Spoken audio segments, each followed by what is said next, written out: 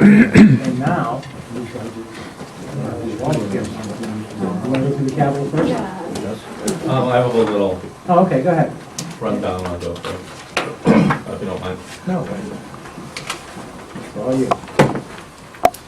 So no, I just want to start off by thanking all of you for serving on the Board of Finance, having sat where you sat for many years, several years as the chairman. I understand the stress and the pressure that you're under. It's certainly a thankless job, particularly during budget season. You know, it takes up a lot of your time, so I just want to thank you on behalf of all the selectmen. We truly appreciate the effort that you put in, and we find you to be excellent partners of ours, so I just want to pass that along to them. So, as you know, over the last 2 years, this is going on our third year, we've tried to change the way that we budget for the town. We've tried to give it a more business-like, professional approach than what we've had in the past. As I talked about before, I thought we always had a bottom-up budget, which the departments themselves dictated the amount of money that we would spend, as opposed to a top-down budget where we determined what we could spend, let department heads know that, and go from there. So we've started that over the last 2 years. I think it's been reasonably successful. I think there's still improvements that we can make, but you know, it's something that we're building on. Along those lines, one of the things that we instituted, and we just passed the ordinance last night, was for a 10-year strategic planning committee.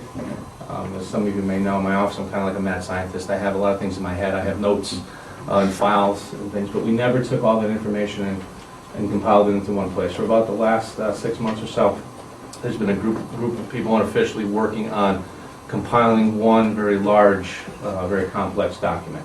The goal is to take all the plans, not only financial aspects, but all the working operations of the town, and place it into one binder. So our goal, hopefully at some point next year, by 2015, is to have a binder like this that sits in the first selectman's office. It outlives administration, so this is not a Republican thing or a Democratic thing. This is just good practice that the town of Seymour should be undertaking going forward.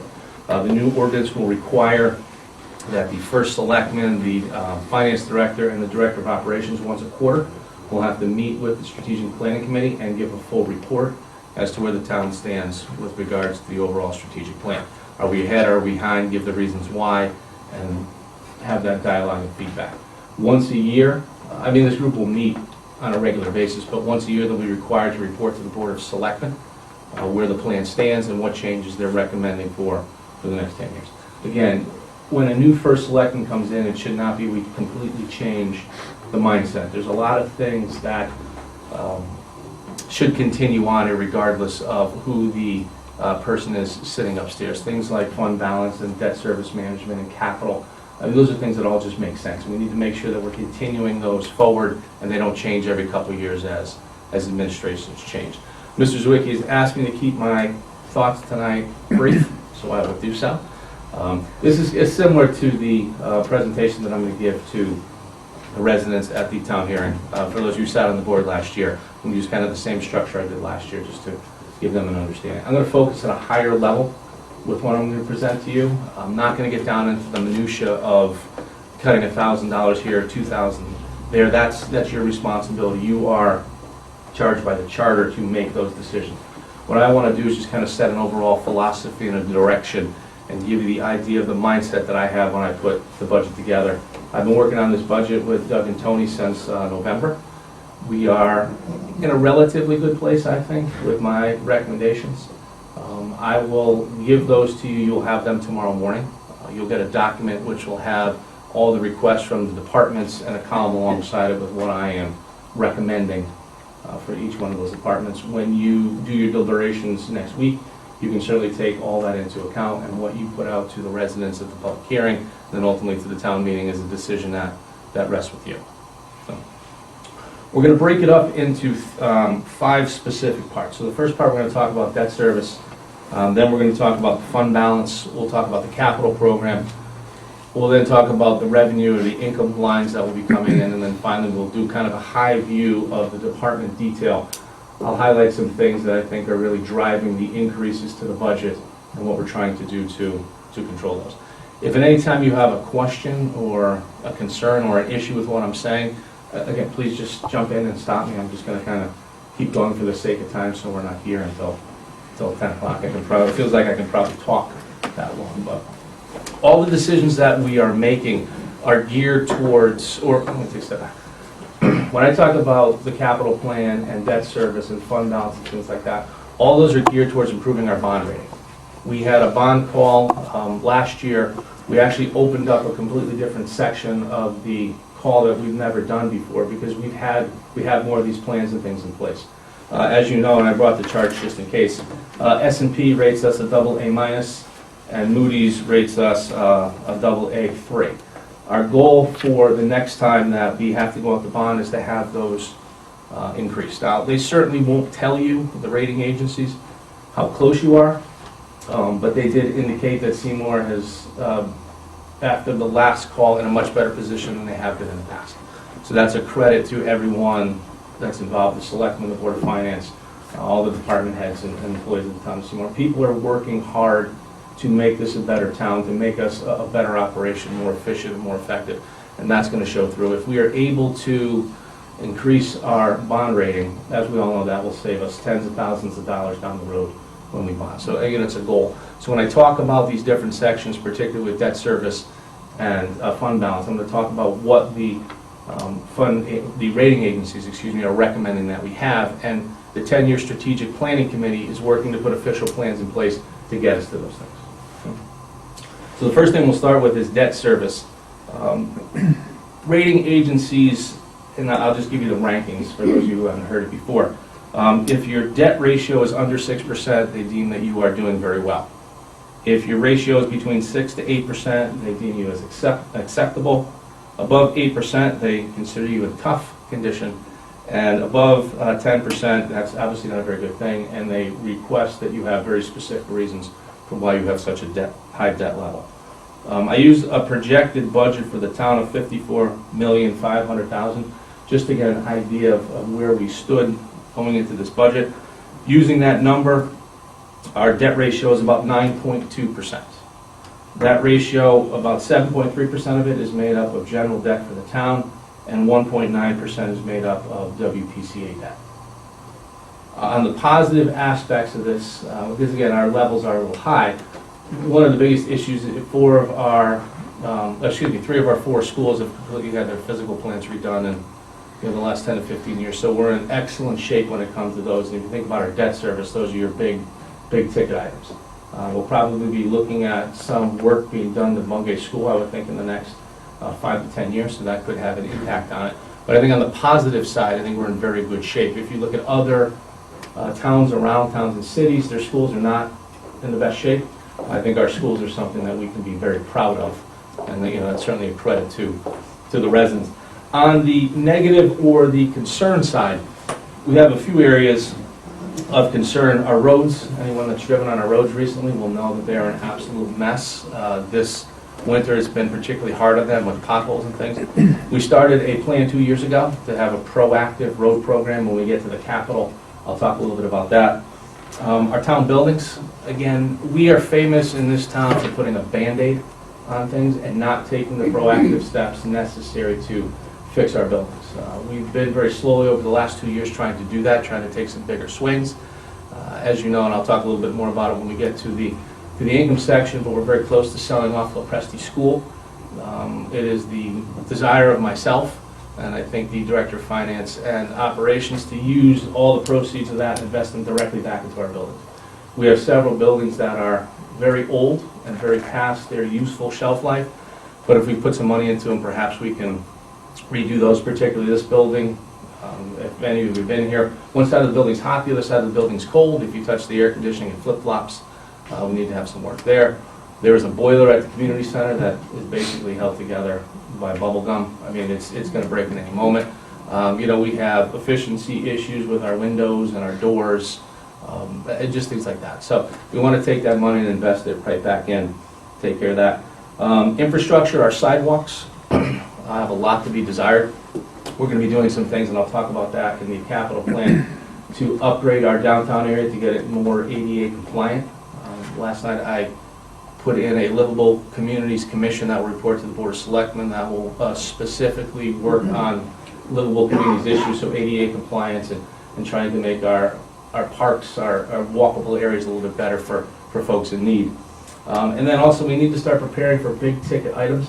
If you start looking at our fleet of fire trucks, we have some fire trucks that are again getting the end of their useful life. The problem is we bought a lot of these trucks in very close years, so there's a potential that we could be looking at the need to purchase 2 different pumpers in successive years. So we have to kind of weigh that out and how we're going to do all that. When we look at our debt service, again, we're doing all that we can to control it. There is no more opportunities for us to refinance at this point. That's been done over the last couple of years. Some of it I agreed with it, some of it I did not. But at this point, our hands are tied. There's no more refinancing. Next year, we're going to see a slight increase in debt service, about $75,000 in principal and interest costs. And then we'll start to see a steady decline in those costs. A lot of you have heard me before talk about the year 2017, 2018. There's going to be almost a $900,000 drop in principal and interest payments, followed up in 2020, 2021 by a drop of almost $1.2 million. So when we're making the decisions that we're making now, we're planning out to 2017 and 18, so we give this board the opportunity to make decisions. You may, at that point, decide that we want to give the residents a tax break and lower taxes. You may decide that you want to keep taxes level and then start to purchase some of these bigger ticket items like fire trucks and things like that. So we can no longer budget 1 year at a time. We need to be looking out 3 to 5 years, which I think this group has been doing. And I think we're going to see the benefits of that, but we need to keep those years in mind. So again, I'll talk a lot about 2017, 2018, because that's the first big hurdle. If you take the projected $54,500,000 budget that I just talked about and give a 2.5% increase each year to that. In 2015, 2016, our debt ratio would drop to 9.15. In 2016, 2017, it would drop to 8.87. And then finally in 2017, 2018, the big year, it would drop down to 7.18%. So again, we're heading in that direction, getting to the place where the rating agencies want us to be. But again, the important thing is that we stay on track. One of the things that the Strategic Planning Committee is going to do is work on formal plans that will put checks and balances in place to require us to act in a certain way when it comes to borrowing money. So again, it's just not haphazard or the philosophy of the first selectman or the philosophy of the chairman of the Board of Finance. There'll be some controls in place to give us good fiscal management going forward. I have a pretty little chart that Doug made for me, which you guys I think may have in your packets. But you can see the substantial drop in how it's coming. So the goal is, when we get into this area, I feel like the weatherman on TV, just pointing at something there. It's raining. Are we positioning ourselves at this point to make those decisions, or are we handcuffing ourselves? So when we make these decisions, whether it's hiring or adding staff or adding capital or things like that, we need to understand the ripple effect that it will have. Will it be a big ripple, or will it be a small ripple, and how far will that ripple go out? Last year, when we made a conscious decision, all of us, that security of our residents was a priority. We agreed together that we needed to do things with our police and our fire and our emergency management to beef up what we had after the tragedy that happened in Newtown. I think, at least I did, I understood that there was going to be a spike in the police department budget this year. There's no way to have accomplished what we accomplished in such a short period of time without understanding that spike was coming. Last year we were able to feather it in. This year it's not something that we could do. I think we took some appropriate steps to try to control the overall spike. Going forward, I think that budget will come back into line with other budgets, and you'll see as we go through, those increases for the most part have been 2% or below, which is what I have challenged all the department heads to keep their budgets at. Any questions on debt service? And again, if I'm going too long, just give you the. Just shut it Just the outside. That's my one question, Kurt, if I can. Sure. We're talking with Preston, maybe is up for sale, maybe closing on it. Any other buildings At this, we can look to dump off or sell, is the proper term? at this point, no. The only other building that could possibly have the potential of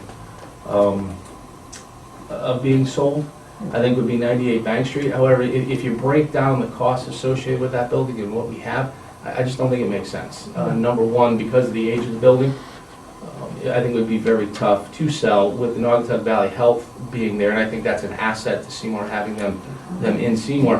While their lease may not be considered the most favorable, they do pick up 2/3 of the cost of the maintenance, or excuse me, of the utilities for that building. So the thing that we really only carry is those expenses above and beyond that for the utilities and any repairs to the building. But if we were to sell it, we would have to move the Board of Education. If you move the Board of Education, where do they go, and what are the costs associated with that?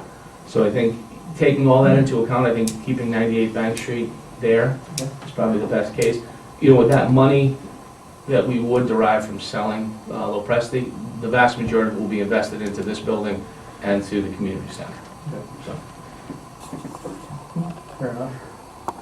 Any questions at this point? Are there any plans for the community center to get more value out of the building as far as more resources moving in?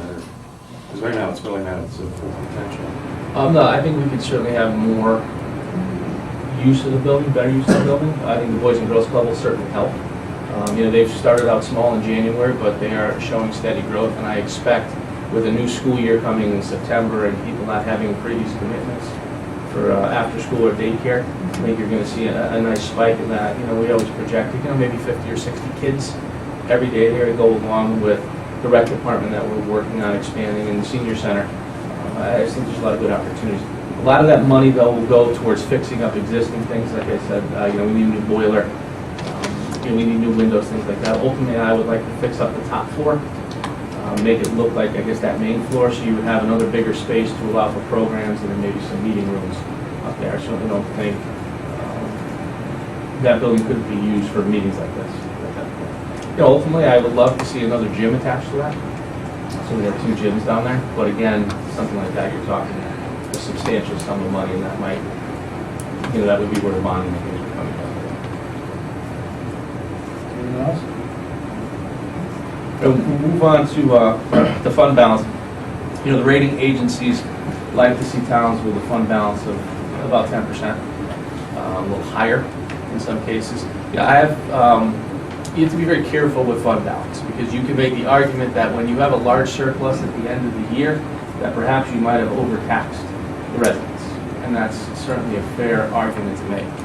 We've made substantial gains in the last 2 years in our fund balance. A lot of it had to do with the way we managed the storm process. Doug and Tony were very diligent in how we paid our expenses, and we were able to pay for a lot of the storm expenses in current budget. So when we did get reimbursement from FEMA and other places like that, then we were able to allow that money to fall directly to the bottom line. If you recall, we've always had an unofficial floor for our fund balance of 5%. Last year, with the blessing from this group, we increased that floor up to 6.5%.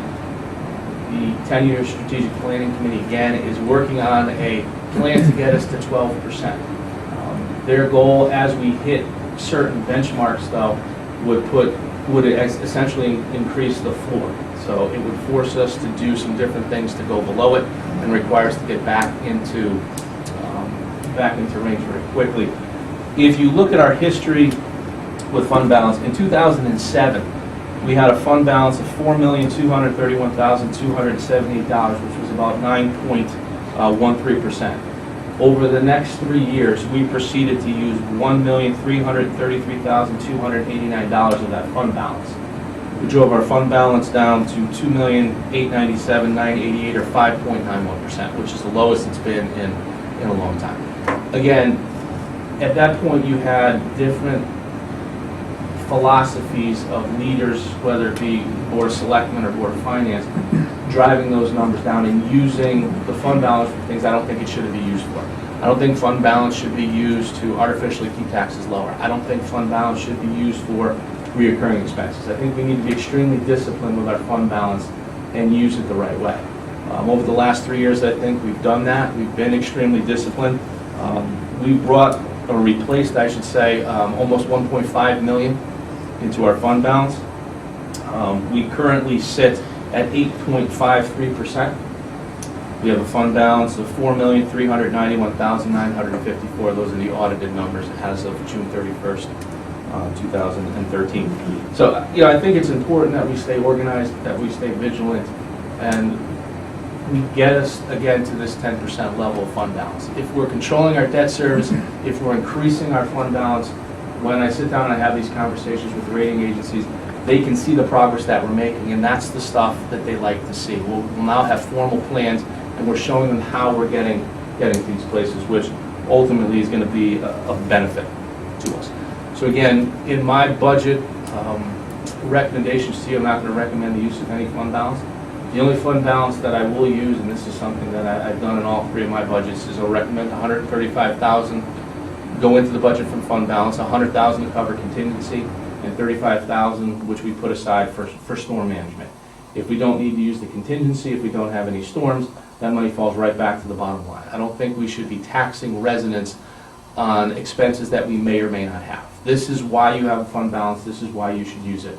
So that's something that I will be recommending to you. I believe Mr. Sawicki agrees with me on that, because we've had some conversations back and forth on it. And I do have another pretty chart. Well, one of us wasn't listening during those conversations. You can see how the chart moves from 2005. There's the big dip, and then it starts to roll back up. Now, had we been more disciplined in this area, obviously this number would be substantially higher, and we'd be much closer to that 10%. It all comes down to just being disciplined and organized in your approach. Any questions on capital? What would you use it for? Like, what's something you would consider using the fund balance for? An emergency situation. We under budget our snow plow, overtime, and our sand and salt, which we've done. It was nice to be able to go and get $100,000 this year. Things like that. A roof were to collapse, some type of large-scale emergency of the town. Boiler at the community center goes, that could be a $100,000 expense. So different things like that. I'll just make a comment that we're not necessarily in lockstep on that philosophy, but We're close. I don't want to go into that now. Because as you know, you determine the financing, the selectmen determine actually what goes into the capital plan. We're going to use that $300,000 number. Again, the biggest issue to that is the no impact of taxes after going into year 4. The things we target for the capital plan are needs, smaller type needs of the police department, fire department, public works, our buildings, and some basic infrastructure. This plan is not designed for big ticket items like fire trucks and things like that. Those, we need to look at other types of debt service or bonding for those. Again, the rating agencies like the fact that we are controlling our capital, that we're being more proactive, and we're able to plan out. You'll see in the capital section of the budget that you'll get from me tomorrow, we have the budget, capital, mapped out for the next 5 years. So you'll get an idea of what we're looking at. This also gives us the opportunity to potentially get things years earlier, I should say, whether it be through a grant or through some other opportunity that may arise, whether it be working jointly with another community or something like that. As we do those things, the capital plan is a living, breathing document. We make those changes, and we're prepared for the next year. Part of the road program, and if you recall, you'll see it in there, I'd asked for increases each year over the first 7 years. This year, I'm actually not going to ask for an increase in the capital plan, in the proactive road plan. Very specific reason for that. When I took office, for some reason, we had a tremendous amount of LoSiP funds stockpiled. As you know, we get about 115 to 120,000 in LoSiP each year. When I took office, we had close to 400,000 in the LoSiP account for some reason. With the issues and the needs that we have, to let that money just sit there unused, I thought was not right. So we've been slowly addressing needs with our buildings along those lines. With the proactive account, we had 125,000 in last year. We had encumbered the 75,000 from the year before. Of that 200,000, we currently have about $60,000 left. If you take that plus another 125,000 plus about 230,000 in LoSiP funds, that'll give us $242,000 to go directly to our roads, which I'd like to break up about half in the spring and another half in the summer. We were able to do 5 roads this past year. I'd like to try to do more than that this year. We spent about $200,000 on those roads in total. But I think it's important that we stay up on our roads. Again, we've all driven around Seymour, we all understand how bad our roads are. It's gonna take us some time to catch up. But again, the only way we're gonna catch up is if we start this program, we're diligent, and we're proactive about it, we stay on top of things. So, Dennis, our Director of Public Works, working with our Director of Operations, is coming up with a very specific road plan for this year and for the next 5 years. We have a ongoing chip sealing plan. We ran into a little bit of a hiccup with the chip sealing that we did this year over in the county road area. It did not turn out as we had planned. Actually, it made quite a big mess. So, town council is addressing that now with the vendor who did the work. But we're making a decision now, does it make sense to continue to do some chip sealing and some complete road repairs, or should we just focus on complete road repairs? So, using this plan will leave us about $115,000 left in LoSAP, which will allow us to address any needs over fiscal year 2014-15 that may arise. That number also includes about $50,000 going this spring into our buildings. The capital plan specifically, out of my first selectman's office, we're going to put about $30,000 into ADA compliance updates for downtown. I think that is essential, something that we are lacking in, something that needs to be done. And then also we're looking at a MuniCast system, which I know Mr. Zwickey's been involved in some of those conversations, which will help the 10-year strategic planning committee with a lot of their planning. Everyone who has seen it, I think, is very much on board, but we'll have some more conversations on there, but I wanted to note that. We'll also be looking at a F550 Mason dump truck for Public Works. They are in need of 2 more of those, as well as another large dump truck. So the capital plan is designed to have a 550 this year, a dump truck next year, and a 550 the following year. Again, we need to stay diligent on upkeep of our Public Works fleet. We saw last year when you don't have the right equipment, the impact that can have, and I think we can all agree no one had the equipment necessary for that storm, but we have nowhere near the proper equipment. So this will certainly take positive steps. Parks has requested $15,000 for some things. We're starting a program now where we're going to start removing underground oil tanks in the town. I'd like to put about $20,000 a year aside for that to allow us to start taking these out and addressing environmental needs. The concern I have is, 5 or 6 years from now, we're required to take all these underground tanks out. We have 6 or 7 of them. The next thing you know, we get a bill for $300,000 or $400,000, and we haven't done anything. So I'd rather be proactive with that. And then I also have in $46,000 for a boiler replacement at the Public Works building. Again, that's another piece of equipment that's been band-aided, and it's time that we took the appropriate steps. We need to be properly prepared in the event of an emergency. So the police department, the fire department, the ambulance, and Public Works need to be running at 100% efficiency at all times, regardless of what the situation is. We were very proactive this year with our generators. There's even a generator now in Town Hall, which we've never had before. So if a storm comes, it's extremely important that we keep these very essential operations fully functioning. So we couldn't afford to have a boiler go down and Public Works not be at full efficiency, so we're going to take advantage of that. We have about $53,000 of capital improvements for the police department, about $40,000 in capital improvements for the fire department. And then the last piece that we're still working on, we haven't come to final conclusion, is a simulcast system for our radio operations. Just to kind of keep it simple, because I'm going to be honest, I don't fully understand it. I can't speak to the same level as our emergency management people. But if you have a portable radio in the town of Seymour, you have 2 radio choices. One is the Oxford Tower, and one is the tower up in Silvermine. One is a primary, one is a secondary, and depending where you are in town, you may be in a position where the secondary tower is actually the closest one. So what we're seeing, and particularly down on the river, is radio communications are not getting through. The officers or staff are having to manually change their radios. What the simulcast system does is it makes both towers primary at the same time. So irregardless of where our people are, their radios will be picking up a primary tower, which will improve our communications. Communications is extremely important, particularly during emergency events. We saw last year during the snowstorm that there was an ambulance call, a fire call, a police call. Our communications were improved. Public Works is able to hear those calls. So a Public Works driver in a plow truck was able to break off their route and get in front of a police car, get in front of an ambulance, get in front of a fire truck to try to allow emergency service people to get to the residents in a quicker fashion. So the communication is the key link. We're trying to determine if that's something that potentially we can get a FEMA grant for. We're not sure if that's the case, so we're exploring some of those things before we actually put it into the capital plan.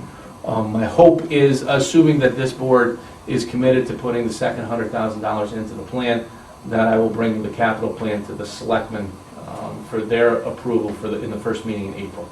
So that way we can have that done, and we can have that ready for the public hearing. So that's capital.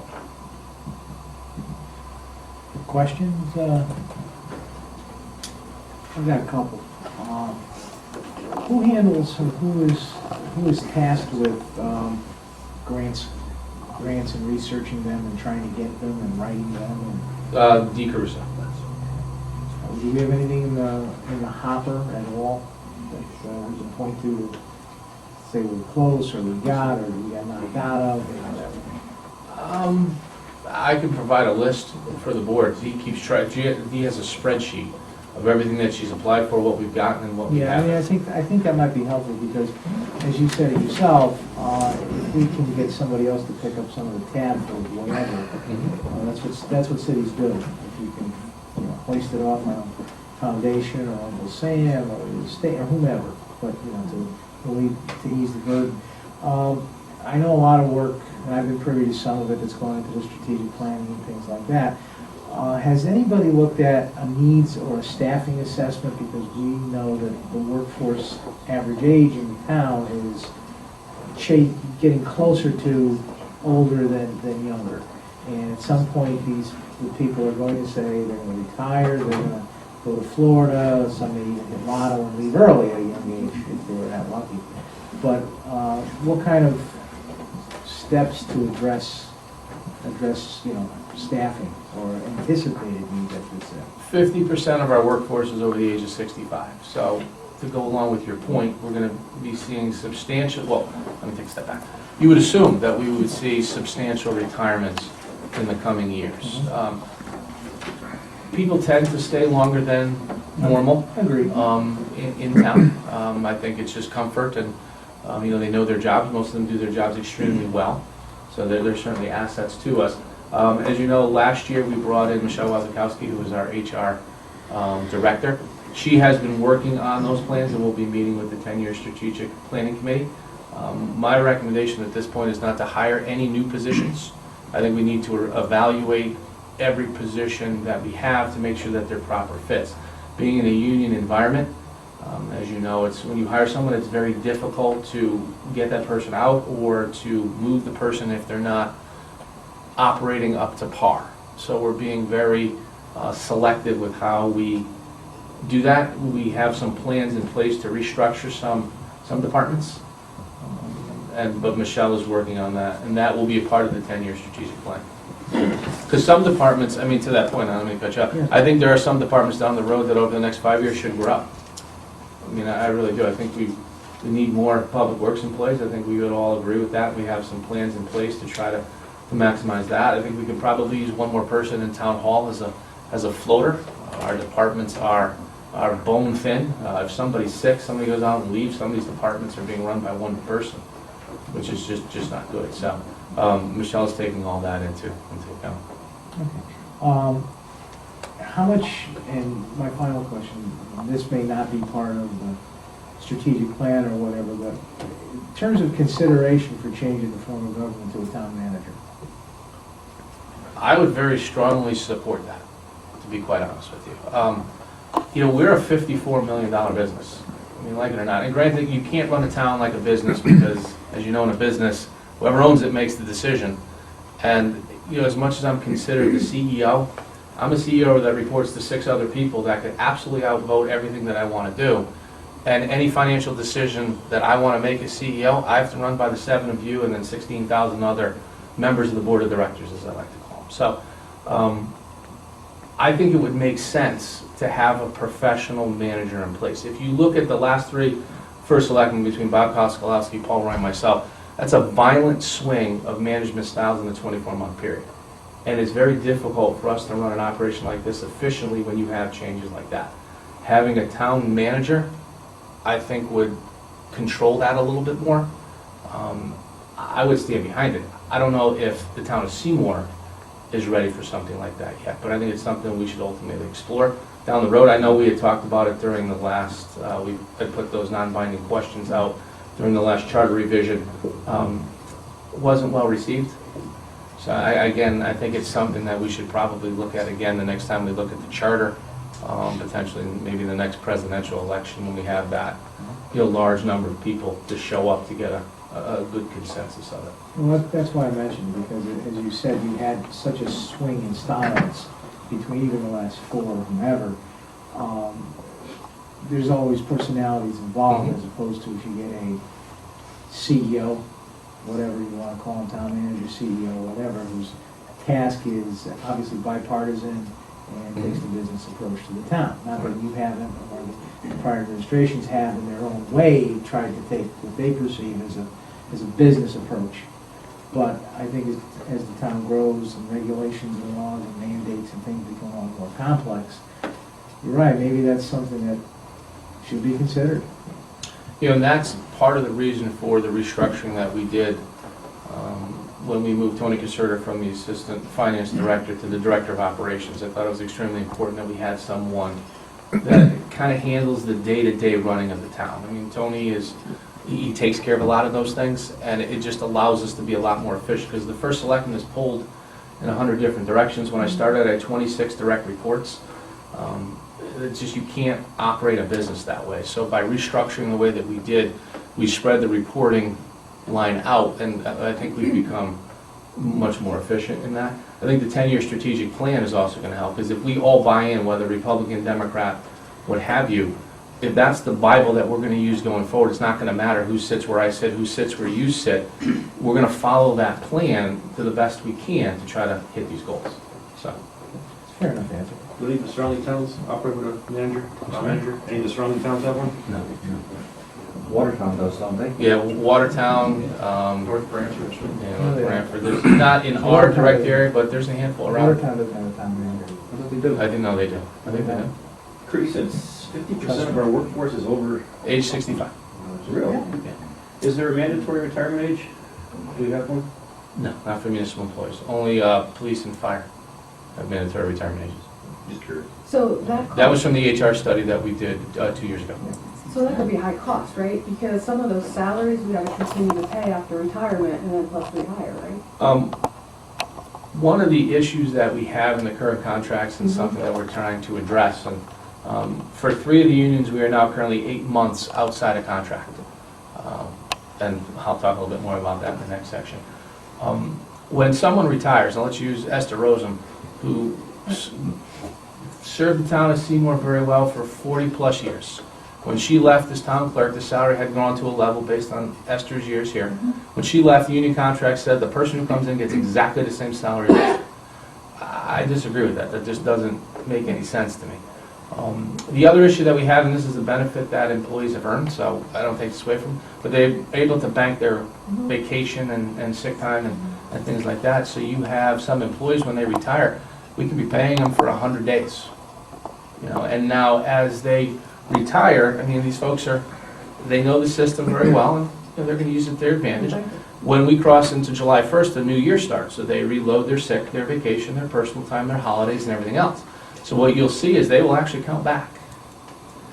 So their time crosses July 1st, so they'll get more sick, more vacation. So those 100 days might now turn into 100 days plus 5 weeks vacation, 10 sick days, 4 personal days, and 6 or 7 holidays. So it's a cost to that, and we don't have, and from doing the budget, we don't have the ability to, again, pay, and I'm just going to use Esther because she's already retired, but we don't have the ability to pay Esther and then now pay somebody else Yeah, that's for what those I mean. 4 or 5 months. Is that something to use a fund balance for, say 10, 20 people retire in 1 year, what do we do? We If could- it's that high? Well, I know that Doug does account for those days, so we have the ability to absorb some of it, but what the problem comes into is the health insurance. So let's say, you know, Esther is using up her days. She's still considered an employee, which means we're still paying her full boat of benefits. We replace her with you, as an example, you come in and fill the position, well, you're gonna want benefits too during that time. So now we're running with 2 sets of full benefits, that we can't absorb, that's where it gets expensive. When we talk about how the benefits have exploded this year, you'll see, I mean, a family plan now in the police department, as an example, is $37,000. Medical plan. On the town side, it's $33,000. And depending on the union that you're in, the clerk's union, the employee contribution is $750. So of that $33,000, the employee pays $750, the town pays $32,250. Like HSA plan, moving towards deductible? We are very actively negotiating the contracts. There's an agreement of contract negotiations. I'm not allowed to comment on what we are or not discussing, but we are giving the health plans a very strong look. But again, we're 8 months outside of contract. So take that for, yeah. I have a position, they have a position, and there's a big gap. Can I ask who's part of those negotiations? Who's your team? A couple of years ago, when you took office, you had said you were going to form a committee and take one person from each board as part of that negotiating committee. Did that ever happen, or do you have your own? We use myself, the Deputy First Selectman, the Director of HR, and Labor Council are the 4 people. Having our Director of HR in there gives us a professional aspect that we haven't had before, someone that's been exposed to these types of negotiations. So I think that takes that component of it. It shouldn't just be the First Selectman making the call. There needs to be other people to kind of sound things off before it comes back to the Board of Selectmen. And plus, too, I wanted to take the politics out of it. Having, you know, hired staff do that, I think that. Anyone else? Question?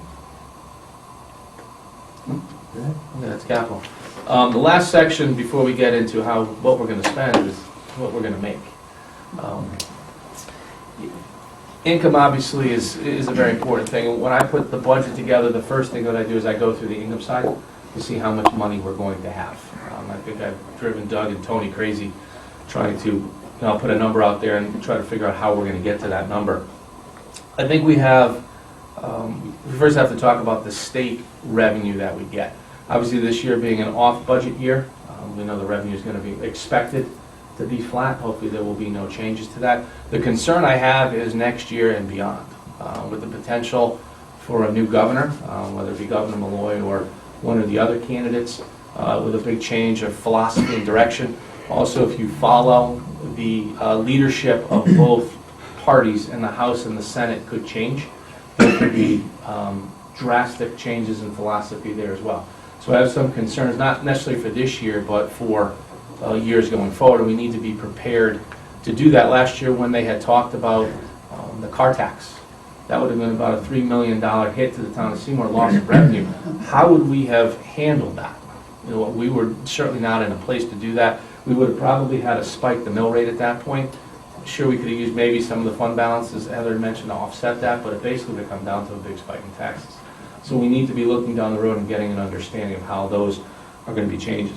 The money that we spend is primarily driven by how we tax our residents, and that is assessment driven. And I know you guys have seen these numbers, but I want to go through it because I'm going to talk a little bit about the collection rate and how that has changed and what I'm recommending and why I'm recommending that. So in 2011, 2012, our grand list was $1,410,588,000.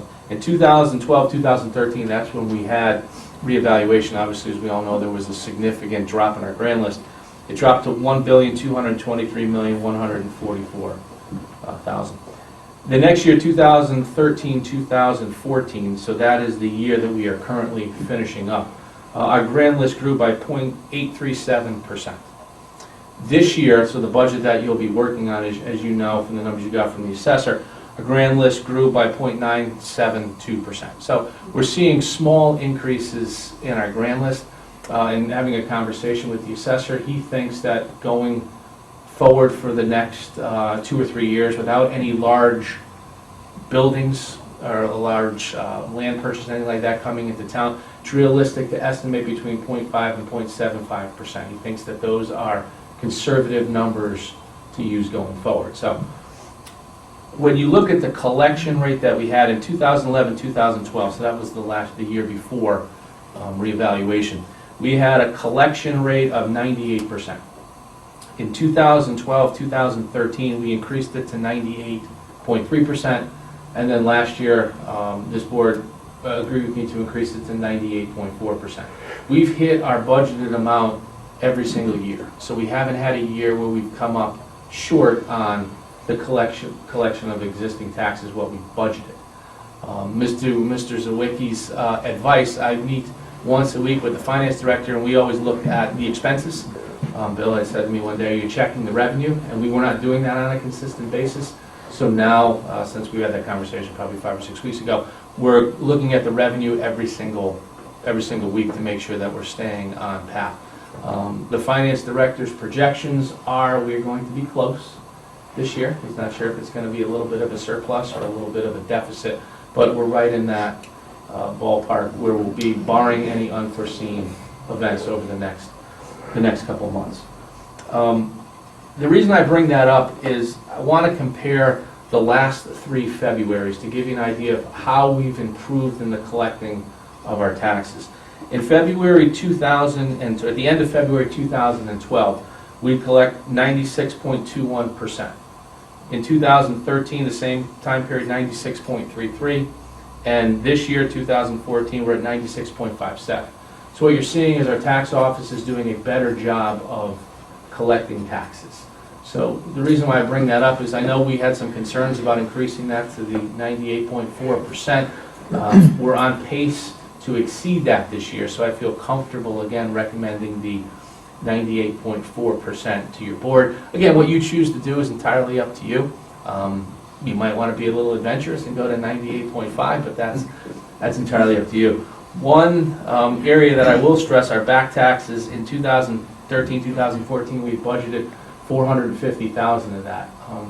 This year, as of March 1st, we've so far collected $547,321, and we have some opportunity to collect more coming in April, bigger opportunities than folks just dropping by and saying, "Oh, I owe you from 3 years ago, here's your money." So the one thing I would recommend to this board is that you strongly consider this year increasing that income or that revenue amount from 450 at least to 550,000, because I think the trends are showing that. Our tax office, I think, with the 2 people that we have in there, I think they do a very good job. They're very professional. They know their business. They work very well with the residents. So we're starting to see that money come back in. A couple other areas of potential revenue sources that I had mentioned before we kind of talked about those, that being the sale of Lopresti School. There is no option, as I mentioned, for restructuring our debt.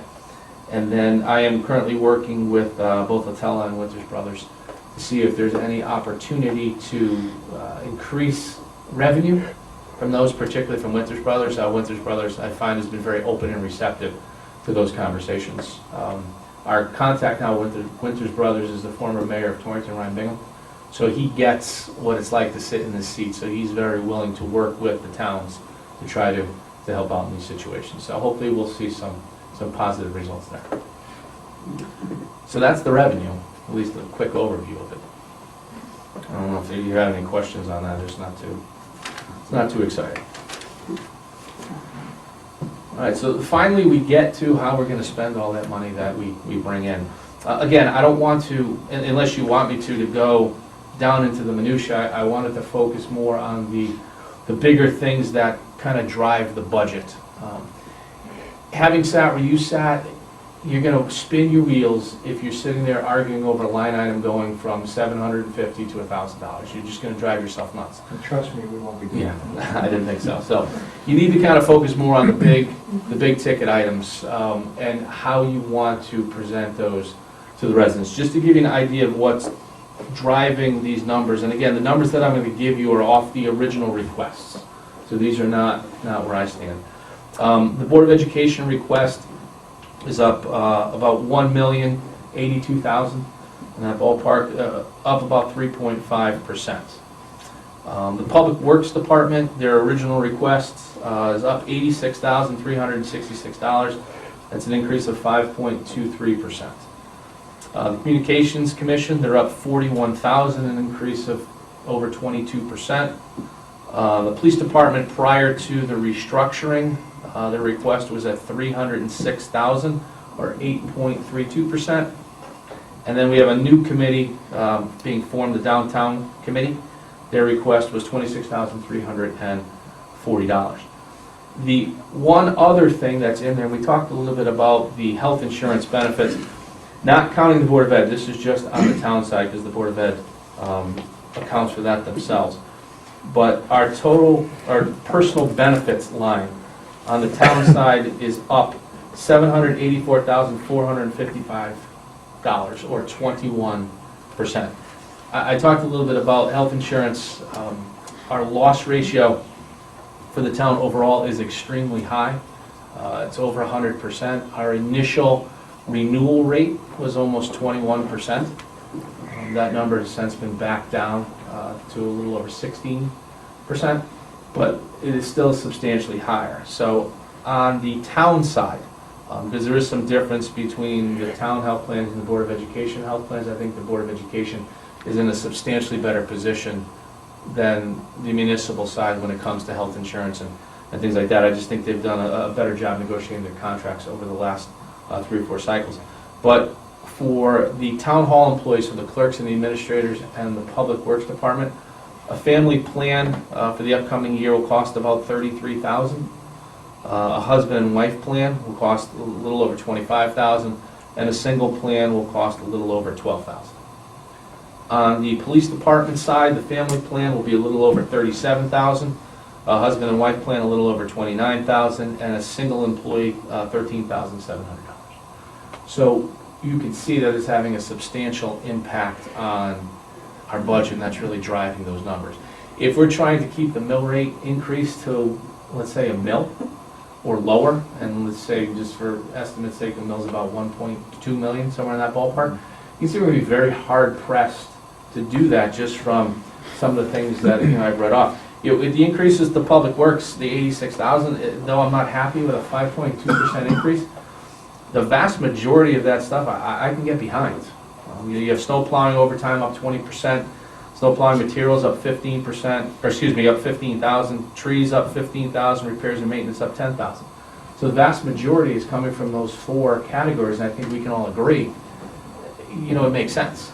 We saw them come back this year. So it all comes down to how you want to, I guess, slice the pie, for lack of a better term. And like I said, you'll have tomorrow my budget, and you'll see the recommendations of those different lines, and you can use that in your deliberations next week.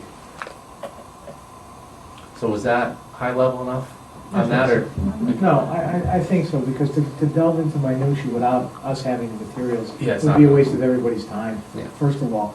But I think we get the point. I mean, we all understand that if the budget being what it is would be a $2.5 million bump, I think, approximately. That's If all the departments got everything they wanted, Yes. it would be about $2.5 million. That's about $2 million, $3 million, something like, close to $3 million, I think. Yeah. 53 to 56. It's about a 6% increase. Yeah, given the history of the town, I think everybody in this room sitting here knows that we have less than a stellar chance of having something like that happen, or a comet smashing into the earth. Yeah. I don't know which would occur first. But, no, I think, your presentation was fine, without making everybody, not fall asleep on lines. I can assure you that this board will not go $750 to $800, we should bump this, bump that, because that's not effective management, that's just wasting time. Yeah, it's mind-numbing. And I think once we get your materials and we start Monday, the plan is for us to start and just look at numbers to see what everything shakes out at. And just, actually, I don't know anybody's thoughts here, and nor do they know mine yet, and until we get the complete picture, we won't know the context that we're shaping. And then, we have budget deliberations for 3 days.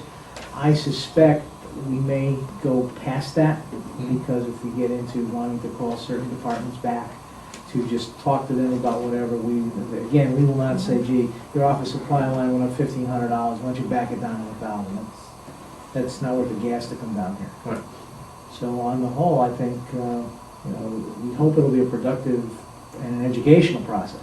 And that's the best we can hope for at this point. I mean, if you'd like me to come back for a workshop to go through the specific numbers after you've had a chance to look at them and think about it a little bit and kind of get my mindset on things, I'd have no problem doing that. But again, I want to be very careful about what I say and giving specific numbers, because I don't want to sway people's mindsets, and then they go into the voting booth and they say, well, the first selectman thinks that we can get this budget down to 2% and a $500,000 increase, and we're going to vote no on everything until we get to $500,000. I don't want that to happen, because I don't think that's fair. I think it takes... No, nor should you. I think it takes the power away from you, who has that power by charter. You should have the opportunity to do that. I look at the budget process, my role is simply just to advise you from the guy who's here every day, and try to give you as much information as I possibly can. No, agreed. I mean, I think Monday night for the first, we'll all get the materials by email, I suppose, I would suspect. We'll get all of that, take a look at it. Monday night will be our first sit-down session, as it were, to get our feet wet, to see what you're saying and what our initial thoughts are. And then it's probably a better chance than not you'll get asked to come back. For just clarity's sake, if nothing else, to get more of your thoughts, only more specific than the 30,000-foot level.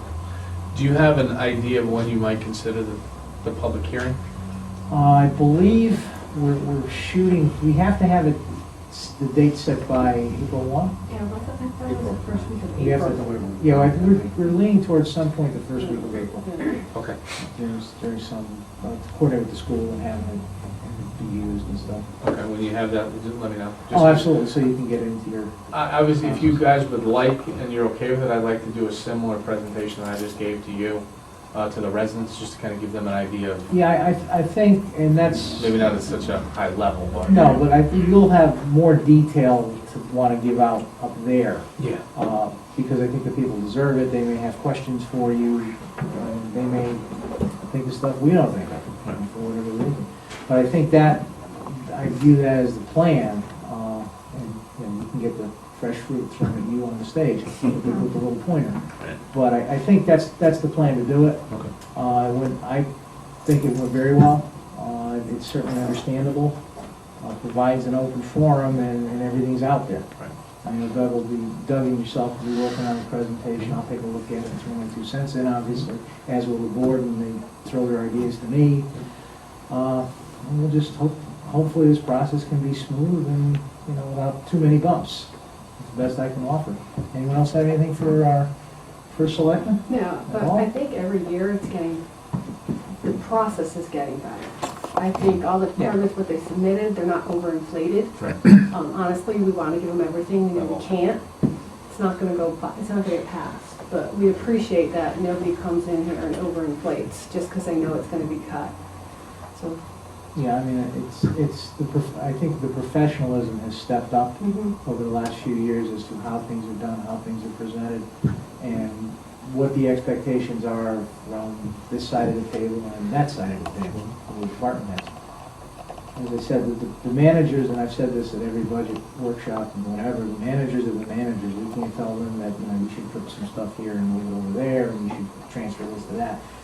That's not our role in the process. And to their credit this year, they didn't really get a lot of browbeating from me to be at a specific number. I think they have taken that on their own accord when they sat with me initially to go through their budget. I mean, they were arguing for specific things and why it's so important and why, you know, their budget's at 3% and why they need that extra percent. So we'll So, know when we get your printout, how well they argue. yeah, some of them did pretty good. Others, yeah.